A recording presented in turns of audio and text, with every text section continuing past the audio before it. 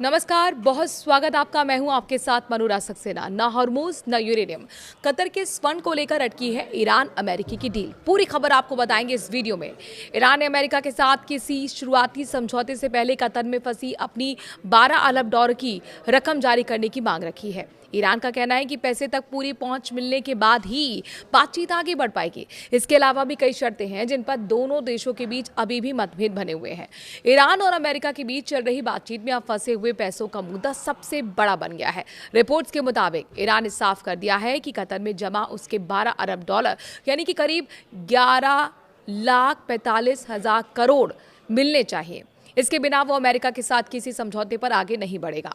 Iran international की report के मुताबिक एक सूत्र ने बताया कि कतर में रखे गए ये 12 अरब डॉलर ईरान की पहली और सख्त शर्त है।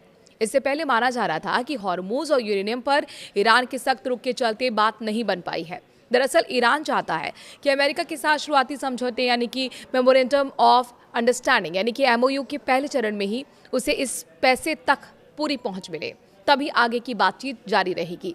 सूत्रों ने यह भी कहा है कि ये 12 अरब डॉलर सिर्फ शुरुआती रकम है। ईरान का कहना है कि दुनिया भर में उसकी जितनी भी संपत्तियां और फंड्स फ्रीज किए गए हैं उन्हें किसी अंतिम समझौते के तरह पूरी तरह रिलीज किया जाना चाहिए। ईरान न्यूज एजेंसी ने भी पुष्टि की है। ईरान की रिवोल्यूशनरी गार्ड से जुड़ी न्यूज एजेंसी तस्नीम न्यूज ने बताया कि अमेरिका और ईरान के बीच बनने वाली संभावित समझौते की कुछ शर्तों पर अभी भी विवाद बना हुआ है।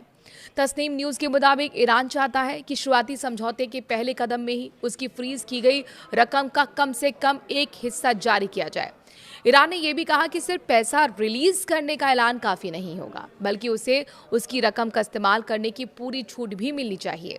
ईरान यूएस समझौता में क्या मुश्किल है, ये भी आप समझिए। दरअसल रिपोर्ट में कहा गया है कि अमेरिका इन पैसों की रिलीजिंग को अंतिम परमाणु समझौते से जोड़ने की कोशिश की है, लेकिन ईरान की मांग है कि एमओयू शुरू होते ही कुछ रकम जारी कर दी जाए और बाकी रकम को बातचीत के दौरान धीरे धीरे रिलीज करने का तरीका तय किया जाए। तस्नीम न्यूज ने बाद में ये भी दावा किया कि कुछ शर्तों को लेकर अमेरिका अभी भी रुकावट डाल रहा है। इनमें ईरान के जब्त किए गए पैसे भी शामिल हैं। इसी वजह से ये संभावना भी बनी हुई है कि पूरा समझौता टूट सकता है। इससे पहले अप्रैल में राइटर्स ने रिपोर्ट दी थी कि अमेरिका, कतर और दूसरे बैंकों में फंसी ईरान की 6 अरब डॉलर की रकम जारी करने पर सहमत हो गया था। ये पैसा दक्षिण कोरिया को तेल बेचने से मिलना था।